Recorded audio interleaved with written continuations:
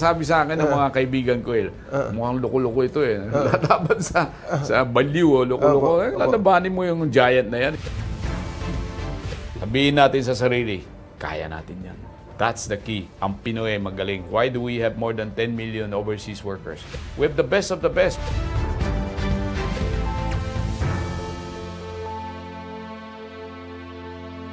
Para po sa mga interview na bihira nyo lang mapanood at sa mga tanong na dito lang nasasagot, welcome po sa Tunying Exclusives. Ako po ay mapalad sapagkat happy po ako eh.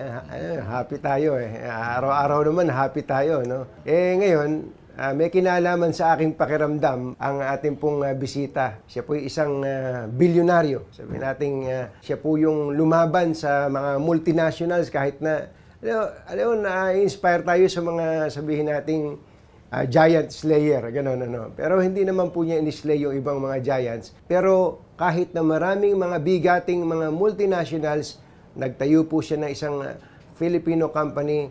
Ito pong Filipino company na to ay may kinalaman po sa ating dental health. Huwag na tayo magpatumpik-tumpik pa. Ang nagpasimula po ng Hapee toothpaste, si Ginoong Cecilio Pedro. Sir, magandang araw po sa inyo. Yeah, magandang araw po sa inyong lahat. Hindi lang kay Katunying. Most important thing is to talk to the viewers. Yung mga millennials pa ang tawag sa kanila. Millennials, Gen Z, Gen X. Yeah, kung anong generation. Kami medyo matanda na. Pero happy pa rin ako rito. Kasama ko si Katunying. Sabi nga, swak na swak eh. Araw-araw, happy tayo dahil dapat Hapee toothpaste ang gamitin. Tama po yan. Sige nga po, bigyan nyo kami ng background dito po sa kumpanya na to. Tama po ba na hindi itong Hapee ang una nyo pong kumpanyang itinayo? Ito po yung nangyari dahil 1986. Before that, I was making collapsible tubes, aluminum tubes, para sa toothpaste. Yung dating toothpaste tubes ay gawa ng aluminum. Gawa sa aluminum. Ko po yan. Nung 1986, pinalitan nila, ginawang plastic laminated tubes. Tanong ko sa kanila, sa Colgate at saka sa Unilever, anong gagawin ko sa mga tubo ko? Ang dami kong tubo. I expanded so many times just to accommodate your demand. Sabi niya, pasensya na kasi ito'y order galing po sa New York, galing sa UK.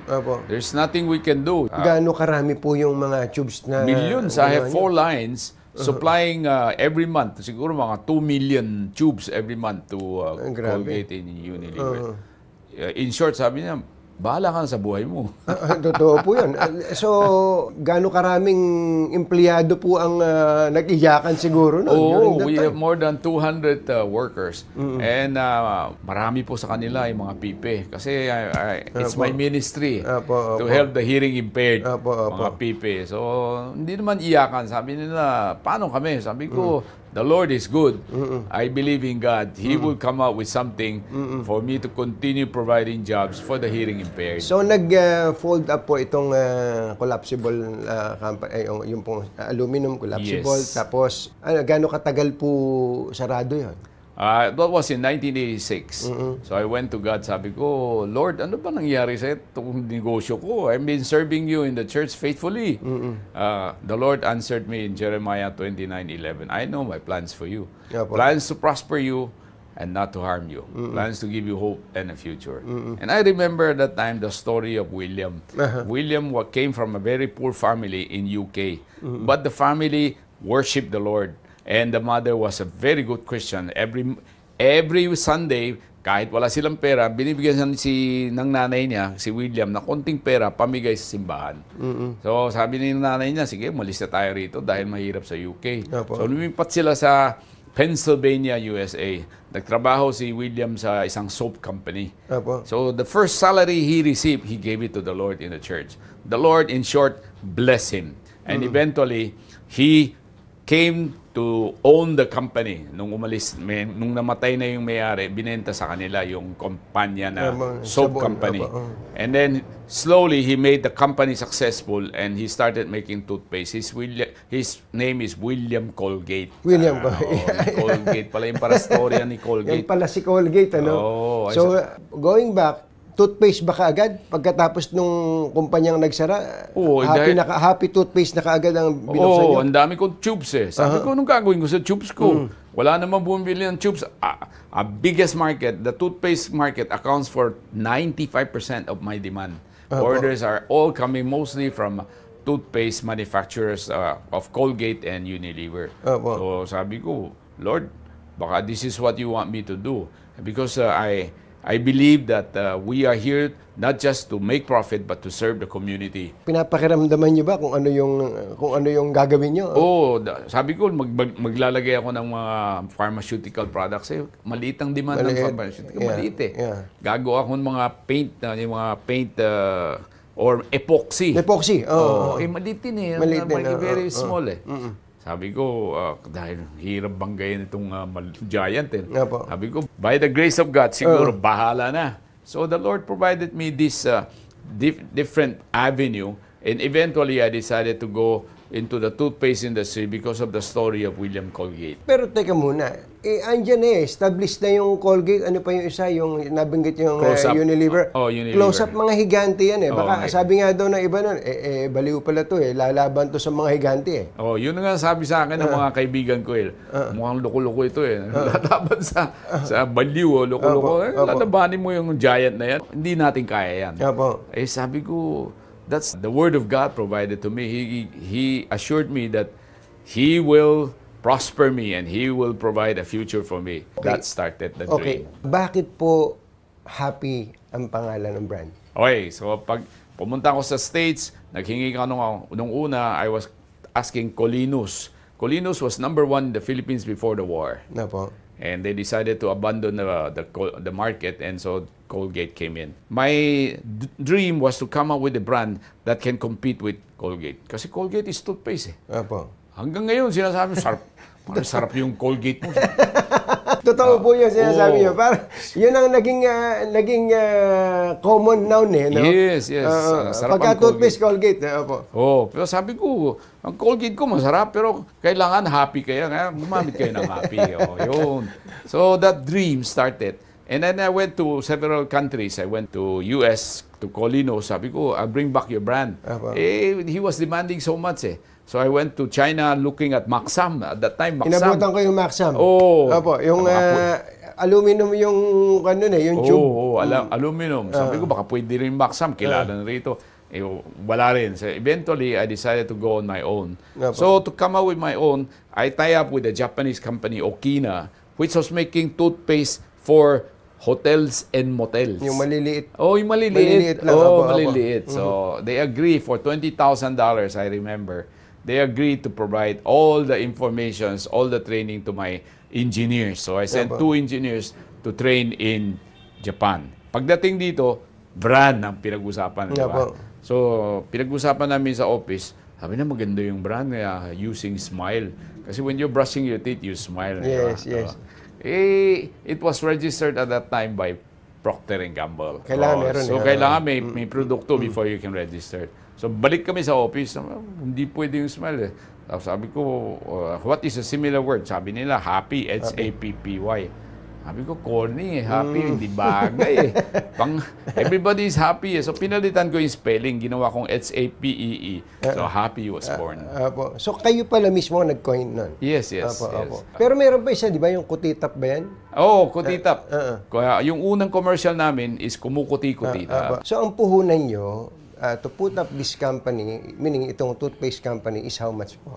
At that time, wala eh. Parang laboratory lang kami. A little mixing and then filling machine. Very cheap. At that time, when I started, siguro mga 500,000. Pwede na. Mixing lang yan eh. Hindi. Ano ba? Sige nga, turuan nyo nga kami. Ano po ba yung mga ingredients ng toothpaste? There are 8 ingredients basically. Pare-pareho lahat ng mga toothpaste. We use sorbitol, we use dicalcium phosphate, we use fluoride, we use flavor, a few products put together, and water. 80% is water. Hindi rocket science yun. Kaya yung mga malalaking company, they won't show you the factory because there's nothing to show. Puro mixing lang eh. Nothing. It's no big deal. No rocket science. It's not a rocket science product. So Pero it's as simple as mixing. Any chemist can do it in the lab, mixing and putting it together. And of course, you have to maintain certain ingredients and certain quality. Pero yung lasa, siyempre, yung market merong ayaw ng sobrang maanghang, alam niyo na. Ito ang pinag-usapan namin yung lasa kasi yung engineers ko galing sa Japan Ang Japanese gusto nila maalat. Okay, opo. Nung sinubukan namin sa market, ayaw nila maalat. May testing kami. We tested 200 formulations. Wow! 200. Opo. Trial and error, developing. So, gusto ba ninyo ito? Tinest namin. Until we finally found one a little bit closer to Colgate. So, hinanap pa rin namin kung anong gusto ng Pilipino. Ang sekreto lang dito, sasabihin ko sa inyo, gusto ng Pilipino, matamis. Sweet ang Pinoy. Diba? Matamis at saka mabula. So, those components we put together and Hapee was born. So, gaano po katagal? Sabi nyo nga, 200 formulations yan. Gaano katagal back and forth hanggang sa makarating po kayo sa finished product? It's more than a year. But again, gumastos kayo ng $20,000 para dun sa technology transfer. Pero yung planta po, dahil meron naman na kayong dati pang planta dun sa aluminum malaking ginastos ko sa planta kasi German machines and Japanese machines. Millions yung ginastos ko dyan wala na akong negosyo, di sarado kami, sayang. So, imbes na Colgate or close-up ang nakakarga dun sa tube, naging Hapee na. Naging Hapee. So, walang nasayang dun sa aluminum na pinroduce nyo? Wala. Walang nasayang. At saka alam niyo po, at that time, I was making my own tubes So, I can afford lower price. So, binenta ko at that time 10 pesos yung Colgate at 20 pesos, half the price. Bukod sa presyo, ano yung ginawa niyong paraan para lumaban sa mga higante? Ang labanan dito is marketing. It's all marketing. So, we came out with so many, initially it was a commercial done with Rufa Gutierrez. Kami ang nauna sa kay Rufa. Unang project with Rufa was Kumukuti-Kutitip. She was 16. 16 pala siya. But before using Rufa Gutierrez, wala akong budget kasi may bayad na kay Rufa I came out with a commercial using the Hodori Tiger during the 1988 Seoul Olympics. Yes, opo. Nilapitan ko yung Olympic Committee. Sabi ko, pwede ba akong gumawa ng commercial using the Olympic rings? Yes, sabi ng, I remember it's Almeida. Sabi niya, okay lang kasi tutulong ka dahil wala naman nung nag-sponsor ng Philippine teams Walang panalo diyan sa Olympics so tinulungan namin. Sabi ko, pwedeng gamitin namin yung Olympic rings. At that time, pwede. Pinayagan kami. So, I came out with a commercial, Hodori Tiger, running up a platform. May platform na for our announcing Hapee toothpaste, the official toothpaste of the Philippine Olympic team. So, ginawa ko yung official toothpaste of the Philippine team, maliit lang. Tapos yung Olympic links, ang laki. So, people thought we sponsored the Olympics. Meron po kayong isang ginawa talagang yung pambata. Kiddie. Kiddie? Patok po yun patok. Kasi pinag-aralan namin to how to penetrate itong market dominated by Colgate. Hirap kasi yung labanan nitong Colgate. At saka malaki yung budget nila. Pag nagpa-commercial, walang-wala ka Hirap lumaban Ang kalaban nyo, sila yung Eric Baines, di ba naalala niyo yung Eric Baines. Yung mga test. Tama po yun. So pinag-usapan, sabi ko, why don't we look at in a segment where Colgate is not present? Ayun. Yung multi-flavored yung kiddie toothpaste. Strawberry, tutti-putti, kung ano-ano. We have 7 flavors Meron pang cookies and cream. Kinakain ng mga bata Sabi ko, okay lang. Basta make sure that it's the flavor is not harmful to kids and the fluoride. Kayo nag-pioneer ng sachet, di ba? Sa toothpaste? Ibang storya na naman yan. Sachet, nandiyan na yung Colgate, nandiyan na rin Hapee. Pero yung Colgate, 7 pesos. Kami nilabas namin 5 pesos. Mahina pa rin kasi dominate nila sa distribution. Kasi binabayaran yung mga display, pati sari-sari store, binabayaran Paano tayo lalaban dito? So ginawa namin, may consultant kami, galing si Ding Salvador, galing sa Johnson & Johnson. Sabi niya, gawin natin twin sachet. Sabi ko, ha? So, dalawang sachet sa 5 piso. Sila, isang sachet, 7 pesos. Nanginig ang market. Naghanap yung mga sari-sari store. Dahil hinahanapan yung, yung Hapee toothpaste na twin sachet. We almost became number 1 sa sachet segment. Opo. Oo, taupang Colgate. Opo. Lumabas din sila ng twin sachet. twin sachets. Binabaan pang presyo. Ay, grabe. Lumaban sa amin. Pinantayan. Patay talaga. So, ang napansin ko sa'yo, ang bilis nyo mag-adjust, no? Oo, kailangan eh.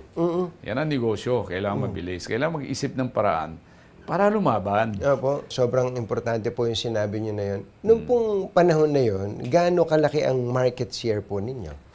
We went as high as 20%. Wow. Nung mga late 80s to, or early? Recently na yan, mga 2010 na yan, 2009. That was the time we launched the twin sachet. Doon sa 80s and 90s, dahan-dahan, umabot kami ng mga double digit, mga 9-10%. Nanginig ng Colgate. Pag nakita nila, Siyempre, double digit. Wala, papatayin ka talaga. So, we stay there for a long, more than 10 years, maybe 15 years. And then we launched the twin sachet. Oops, market, halos 20% na kami. Paano po ang ginagawa ng mga higante para to try to keep you at bay? Tingnan mo yung mga shelves sa supermarket. Di ba po, nagsusupermarket ba kayo? Opo. Ang laki-laki ng Colgate, di ba? Laki-laki na. Binabayaran yung shelves. Sa amin, liit lang eh. Wala kaming pangbayad eh. Hinahanap naman yung produkto namin dahil mas mura eh. So, naubusan kami ng stocks. Nawawalan. Pati kidi, ang liit lang. We have 7 flavors, imagine. And binibigay sa amin, it was just one for one flavor. Kasi binabayaran eh. Yung mga retailers natin, pera ang pinag-usapan. Pera-pera. Sabi ko, tulungan naman ang local products. Diba? Dapat local products should be given preference. Kasi we're generating employment. Pero kahit ganun ang challenges po, ngayong panahon na to, habang nag-uusap tayo, gaano ang market share ng Hapee toothpaste? 20%. 20%. Talagang iindahin din nila kayo eh. Talaga papatayin nila kami. Oo. So we go indirect. We go straight. We go many ways. I cannot tell you everything. Baka banata din ako dyan. Pero there are so many ways to compete. But in many ways, ngayon may online na ngayon, di ba? Yes. Lumalakas din ang online. Hindi, naalala ko pala, hindi ba nung araw may mga special offer pa yung mga ganyan? Yung pupunta, may mga tao. Ginawa nyo rin ba yun? Kami ang nauna dyan eh. Walang laban eh. So, buy 2 for the price of 1. Kami lumabas twin sachet. Kami ang nauna eh, di ba? Pati yung tube, binigyan namin twin tubes. Halos pareho lang yung presyo eh. Nginig sila. So, lumaban din sila. Binabaan yung presyo, ginawang twin tubes para lumaban. So, yung kita nila sa Pilipinas, baksak sigurado, yung Colgate at saka yung close-up. Ang hirap lumaban dyan sa presyo. Kailan po kayo nag-shift from aluminum to plastic? That was in 1999, after more than 10 years. Kasi mas malambot yung plastic. At saka you can print more colors. Yes. So, sumabay na rin. Kasi iba na ang trato nila sa amin eh. Diretso na eh. Halos level na ang labanan namin eh. Ka-level. So we have to come out with the same packaging. In fact, our carton is even better. We use better cartons. Yung po bang nagagawa nila na napapakintab yung ngipin eh, kasing kintab din ang ngipin ng Hapee toothpaste users? Alam niyo po, yung we are created with a specific color made by God for your teeth. Hindi mo kayang palitan yung ipin, yung kulay ng ipin mo. So yung mga whitening, ano lang yan eh, bleach. Bleach niya. Pag nawala na yung bleach, balik ka sa original color. Unless na tatanggalin mo yung enamel, yung sa taas, which is protecting your teeth, lalong masama yan sa ipin natin. So the key here is to clean your teeth. Mawala lang yung dumi. And to floss, kailangan i-floss natin. Yung mga naiipit ng dumi, yan ang nakakasira sa ipin. Pero kayo pala ay nag-e-export na ng produkto? We only export to mga Filipino communities. Kasi tulad yung pinag-usapan natin, gusto nila yung mga bata, yung kiddie. Maraming OFW sa Saudi, sa US, dala nila yung pamilya. Hinahanap nila yung toothpaste namin dahil nagamit nila. So we export to those markets. Yung mga kompo, mga ibang lahi. Meron din. Kasi recently, we came out with gum tech. Gum tech is for the gums. Yes, opo. Nilagay namin ng vitamin E to restore the gums. May mga nerves. Sometimes you floss too much, nagkakaroon ng bleeding. Opo. Kasi yung nerves natin ay nai-injured.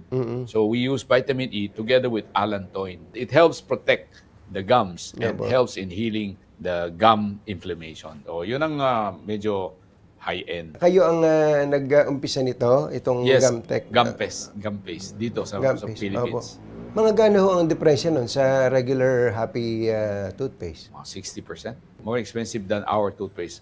Pero compared to Colgate, mga 20%. 10 to 20%. Binabaan na rin ng presyo nila. Kami naniniwala yung produkto hindi dapat don't sell too much. Don't make too much profit. Help the community. Especially help the hearing impaired. Yan ang malapit sa akin.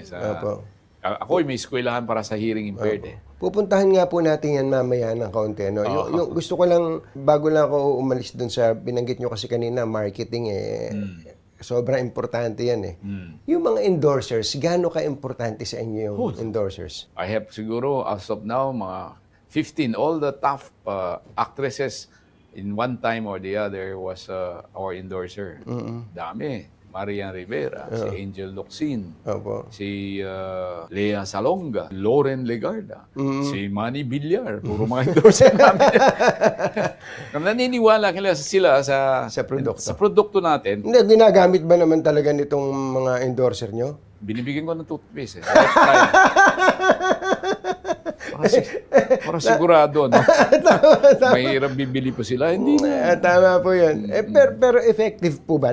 Gaano kalaki ang tulong sa inyo in terms of sales po? In terms of name recall. Name recall, okay. Kasi ang Pilipino mahilig sa artista. Totoo. Bigyan nyo nga po kami ng 3 importanteng bagay para po magtagumpay ang negosyo. Gaya po, mula po sa inyong sariling experience. Alam mo, practical lang ang negosyo Importante, hard work.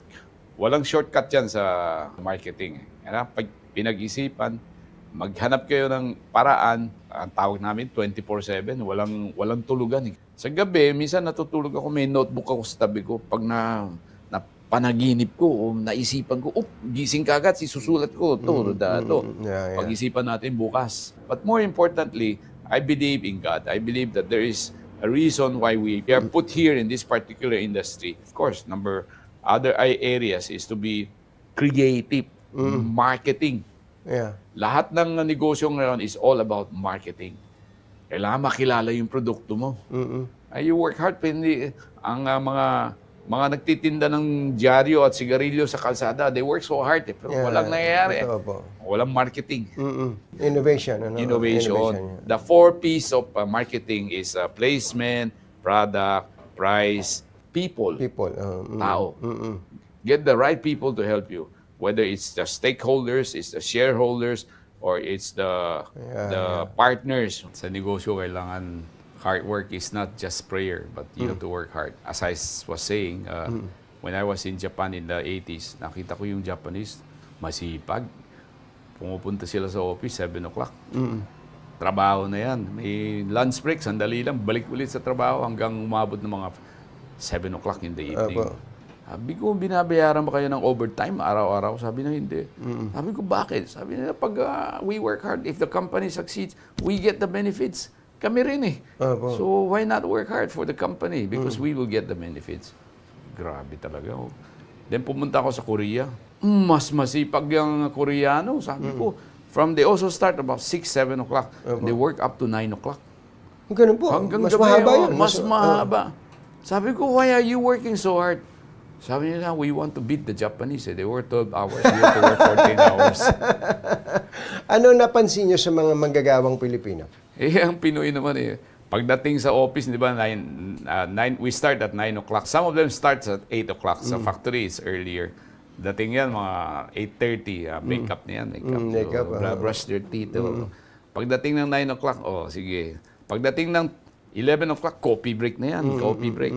Lunch time, pag na Lunchtime, 12 to 1. O, tapos na yung 1. Matutulog yan. May siesta hanggang 1:30. Pagdating ng 5 o'clock, 4:30, nasa, ano na yan, nasa banyo na yan.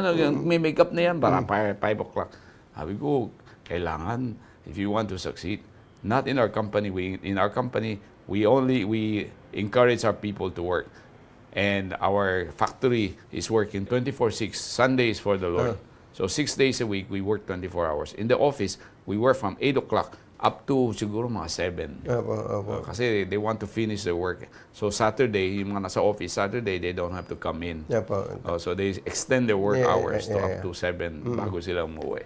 So we encourage them to work hard. Para sa inyo rin eh. Kasi pag kumita ang kumpanya, we will give bonus to you. Pag hindi kumita, laki-laki ang kalaban natin, walang bonus. We give 15 months bonus. Ganun po. Wala na ba kayong opening ngayon dyan? Kasi kaya nyo. Kasi kumita. Our lunch is 50% covered by the company. We give a special accommodation. Para kumain sila. Kasi mahal-mahal ang pagkain eh. Totoo po. Konti lang binabayaran pa pagkain. May sarili kayong cafeteria? May sarili kami canteen for all the people.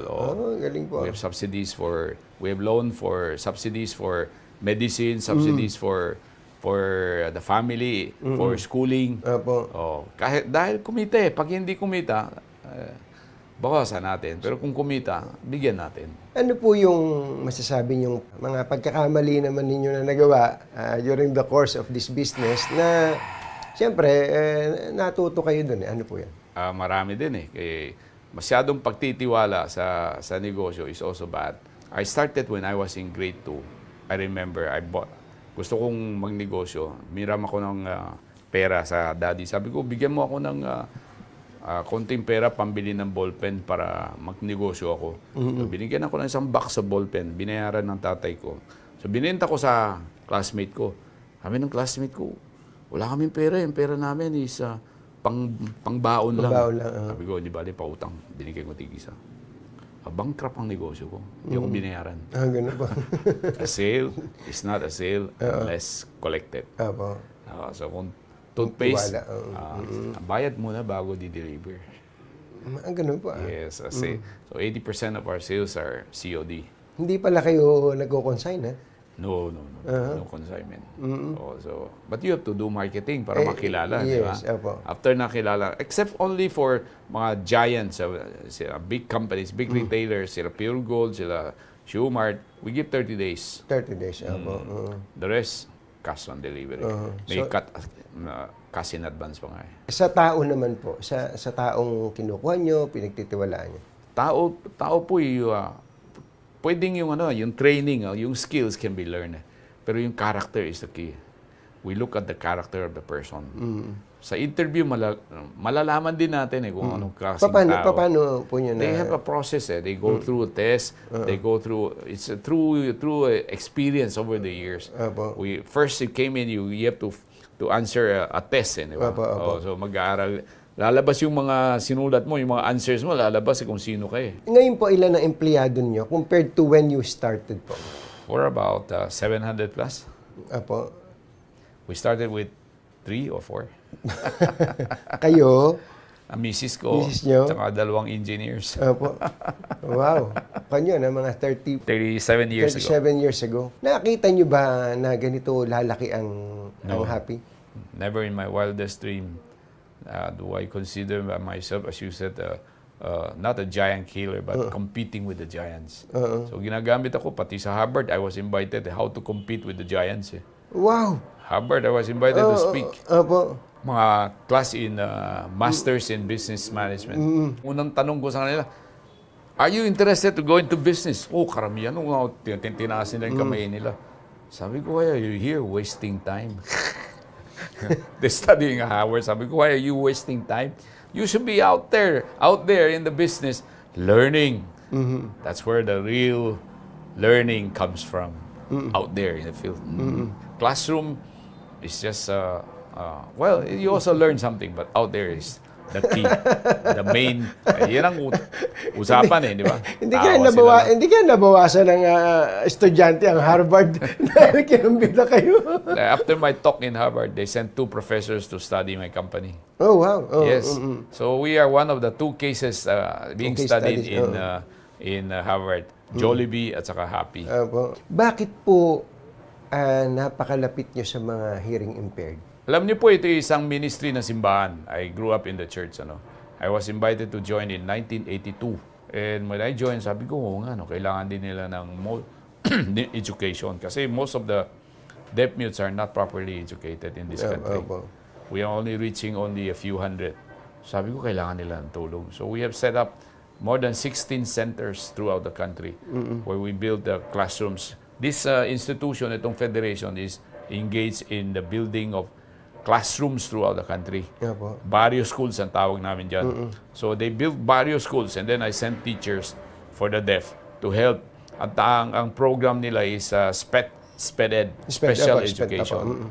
So, nandun yung mga deaf mutes teachers to help the deaf in the community. 1982, I was asked to join by our elder in the church. And then in 1992, I became chairman. Binigay sa akin up to now. So, it's been a blessing. It's also difficult kasi tinutulungan kami yung deaf. Ang daming gastos But it's been a blessing because nakakatuwa.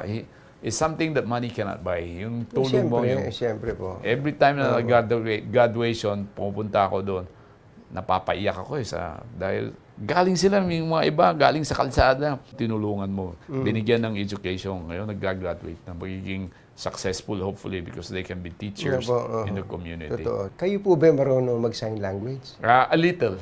Ito ang sign language Ano po ba yun? Good. This is sign. This is language. Language, okay. Good morning. Good evening. The sun comes up in the morning. Good morning. Good evening. Pababa yung sound in the thank you. Yun. Welcome. Yun. Yung mga basic words. Kumain ka na ba? Kumain ka na ba? Simple lang kumain. Kaya ko yun. Kaya mo yan. Ito kaya mo rin. Di ba? Kaya natin yan. There are many signs kaya natin.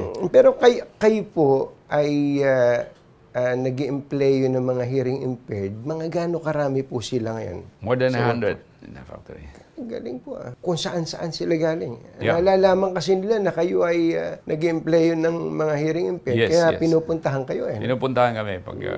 Pero hindi, we can only employ so many. So I'm asking others to help. So by the grace of God, marami na rin tumutulong ngayon. Mga hotels, nakakatulong sila. Maski magwalis lang sila, pwede na Di ba? Trabaho din yun Tama po. Mga resorts, mga kaibigan ko na sa resorts. Dito marami tayong kaibigan At tama ba na nire-require nyo yung mga managers na matuto kahit na basic man lang? Yes. We have a regular class to teach sign language in the company, not here. No choice ka, especially sa factory floor. Pati yung supervisor, mas magaling mag-sign sa kaysa sa akin. So yung pong, kumbaga, you spend extra for this? Oh yeah. We definitely, we provide for merienda, for them to be trained. For Bible study, we also provide merienda. So these are extra costs on us. Pero hindi cost yun Wala po yun. It is investment. Totoo po Sa akin, investment.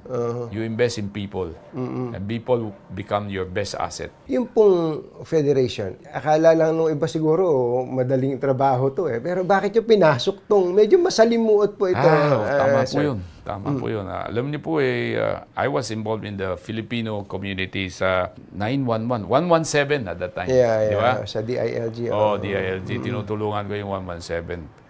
Yung isang past president, nagsabi sa akin, tumulog ka naman dito sa federation, itong barrio school, magandang project yan. Sabi ko, ano yung barrio school? Papatayo tayo ng eskwelahan all over the country. Sabi ko, maganda nga yun. So because of that, I decided to join. That was 24 years ago. So I joined here because of the barrio school program. And then after a while, may mga ibang program, may volunteer fire brigades, may mga medical outreach. Sabi ko, tama ito, swak sa akin kasi medical outreach dati is nagbibigay ng medicine. Pinasukan ko, sabi ko, lagaan mo naman yung ngipin mo. Yes. Naka-marketing din ako, binigay ko ng toothpaste. Di swak mo, di ba?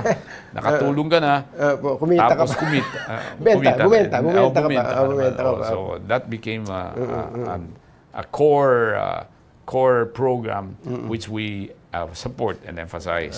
So through the years, I've been supporting this. And also, this is also one way of helping the Filipino-Chinese community. And also, the Filipino community, we encourage them to take care, to pay their taxes regularly, and to take care of our brothers and sisters in the Philippines. Ito po'y, ako'y pinanganak ako rito sa Pilipinas, siguro dito rin ako mamamatay.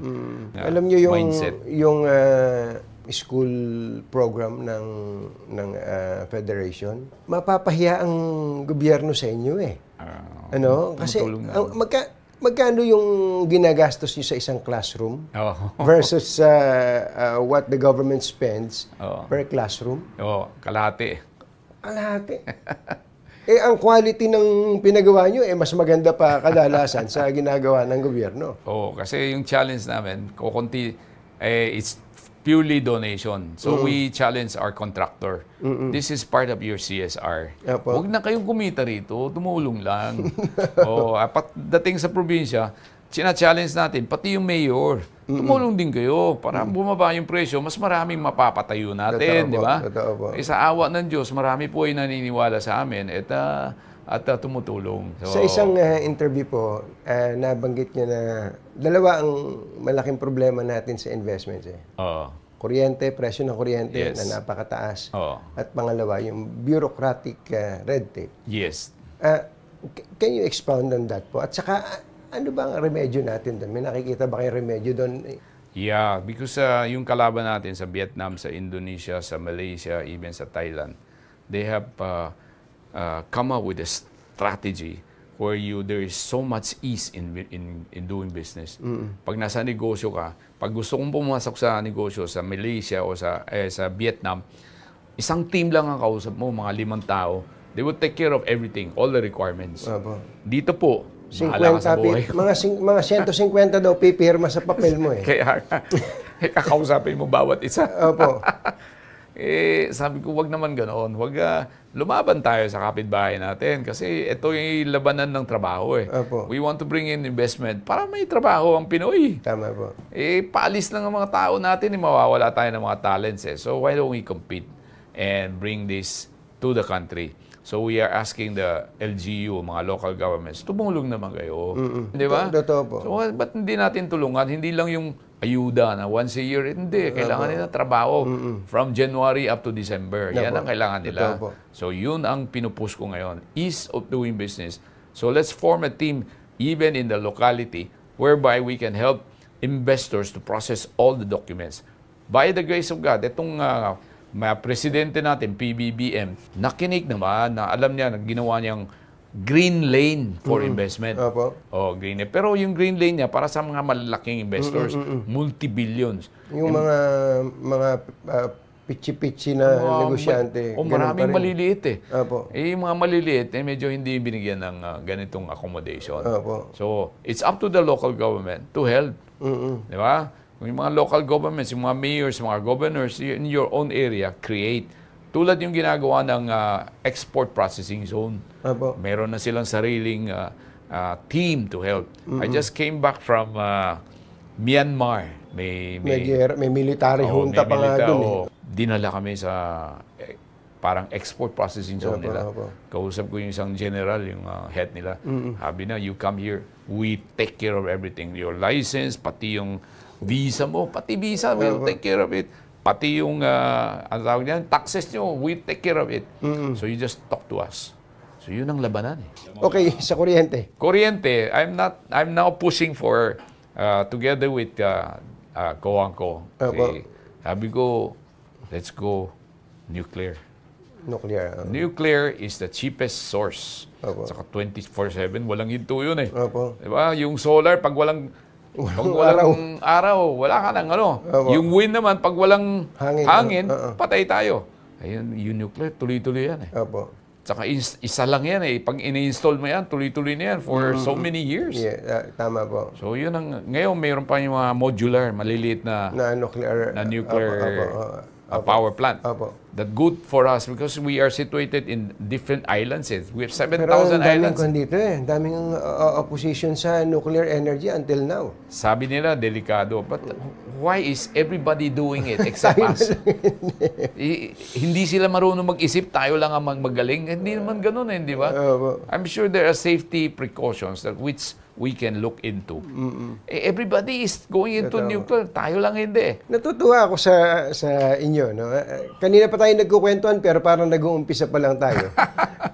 Ang dami na nating napag-usapan. Napakagaling yung mag-Tagalog. Kayo po ay, ang pangalan po niyo ay Tagalog na Tagalog, Espanyol. Espanyol. Ano po bang lahi ninyong pinanggalingan? Bakit may cook kayo sa gitna? Cook, nanay ko, Chinese galing sa China. Alam mo, lumaki ako sa squatter area Totoo po. Oo. Yung kapitbahay namin, squatter. Kalaro ko yung mga taga-squatter. So, saan po yun? Saan? Sa Bidabides. That was 60 years ago. So, kalaro ko yung nakipag-away, nakipagsuntukan kami sa mga Pilipino. So, doon ako lumaki. Doon ako natuto mag-Tagalog, siyempre. At saka lumaki ako sa kalye. Oo, sa kalye. Kalaro ko. At saka nag-aral ako sa St. Mary's. Kasama ko rin mga Pilipino Kabats ko si Vilma Santos Dito na kayo pinanganak? Oo, dito ako pinanganak. Nag-aral ko sa Ateneo. Tawa sila sa akin. This guy doesn't know how to speak English. Tagalog yung ginagamit ko Hiyang-hiya ako. Sabi ko, kailangan I have to learn English. Sa Ateneo, at that time, everybody speaks English. Good English. Sanay tayo sa Tagalog. Hinahaluan ko ng Tagalog. Natutuwa sila sa akin. Okay? And then recently, siguro mga 10-15 years ago, I went back to, kasi kilala na ako sa Ateneo. So they want me to speak to the graduating students to encourage them to go into business. Pinakilala ko ng professor ko, Tagalog. Diretso from... Sabi ko, ano nangyari sa Ateneo? Puro Tagalog na ngayon.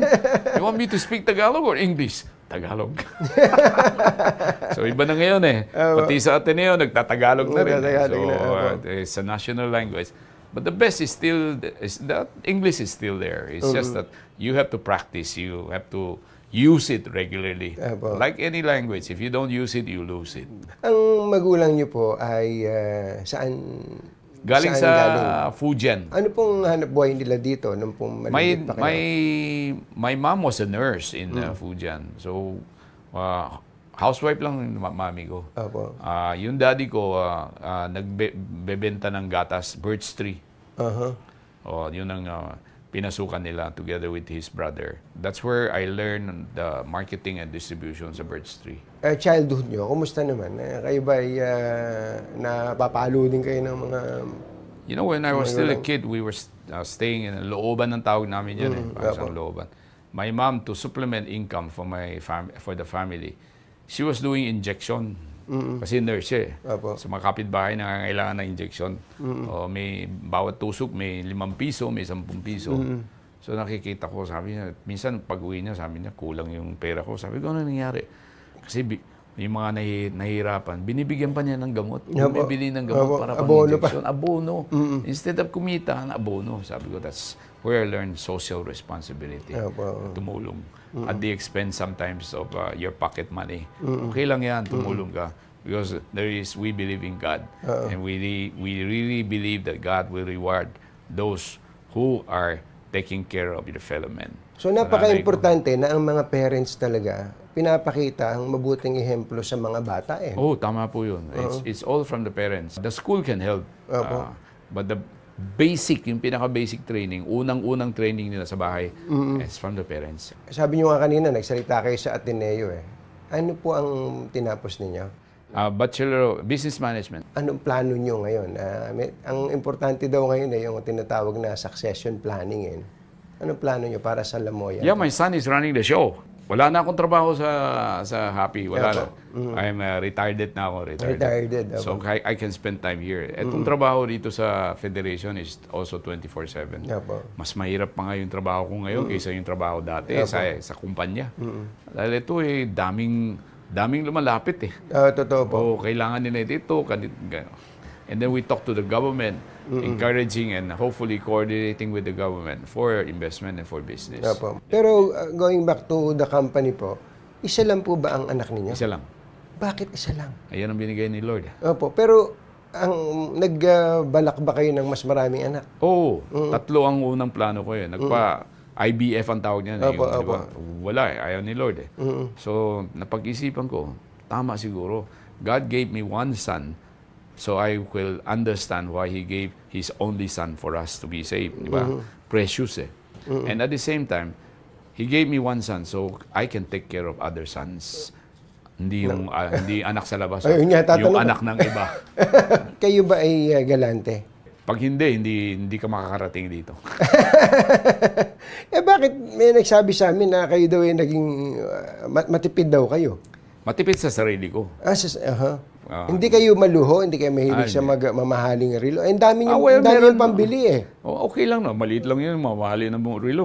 Konti lang yan eh. Hindi kayo mahilig sa mga kotse collection, yung mga Ferrari, gano'n? Wala. Hindi po. Wala. Mustang lang ako, isang Mustang.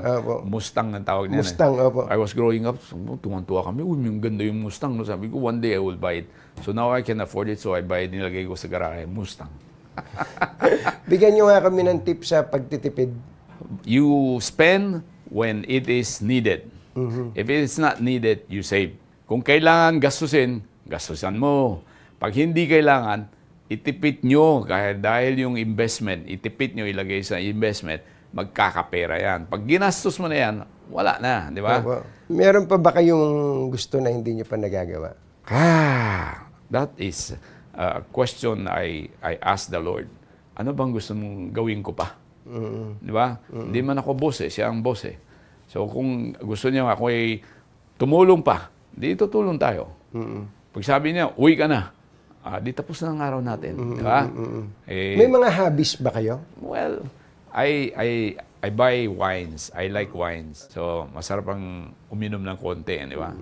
And red wines, specifically French. So I have a collection of 2,000 bottles of wines. Aside from that, I play golf, I do swimming. I was a swimming team of Ateneo. So I built the first lap pool, swimming pool for the Ateneo team. Yung swimming team. Kaya yung swimming team namin, 9 feet. Last champion din kami sa UAP. Marami silang hindi naniniwala. Ateneo, nagcha-champion. Kasi nandyan si Mr. Pedro, tumutulong sa swimming. Ayun. Sa basketball, kulelat kami sa basketball. Ngayon lang naman yun. Lagi, naiuwi nyo na yung maraming medalya dyan eh. Ngayon lang kulelat kami. Di ba, babalik kami next year. Tinutulungan din namin ang basketball team. Pero I like swimming because swimming is something we can excel even in the world. Sa Olympics, diba? Kailangan hindi kailangan matangkat eh. Totoo po. 6-footer, pwede ka na sa swimming eh. Pag sa basketball, kailangan 7-footer eh. Wala naman tayo 7-footer, iisa lang eh. Diba? So we look at where we are strong at and then develop. Yan ang key. May kanya-kanyang talent, may kanya-kanyang strength. Look at those strengths and then develop focus. Ano po ang payo ninyo sa mga gustong pumasok sa pagninegosyo? There are many opportunities dito sa bagong industry which is digital. Look at the digital segment. Look at the AI, artificial intelligence. Yan ang trend all over the world. So maraming opportunities eh. Be creative. Ang Pilipino magaling sa creativity eh. So I'm sure that if you look at, pay attention, but we have to develop first their talents in school. Wala kulang yung education natin for digital. We call it digital education. So we are here in the Federation. We're talking to some people, even in China, to come over and help us provide. Kasi yung technology in China is moving very fast eh. Based on your experience po, dun sa mga katulad namin na nabibigo din, na ang normal reaction eh, ma-depress, magmukmok. So, ano po ang payo nyo sa mga dumadaan sa mga ganitong klase ng mga The key here is learn from your mistakes. Don't commit the same mistakes twice. That's insanity. Ang dami niyong pinagdaanan, may tagumpay, may kabiguan, may masaya, may malungkot. Paano kayo nakapanatili na maging happy at all times? Read the Word of God. You have you sometimes feel depressed. You sometimes feel lonely, even if you are surrounded by people. You have so many challenges in life that people cannot address. The Word of God will give you strength in your failures, in your mistakes, in your problems. And that's where you learn how to be happy. Ayun.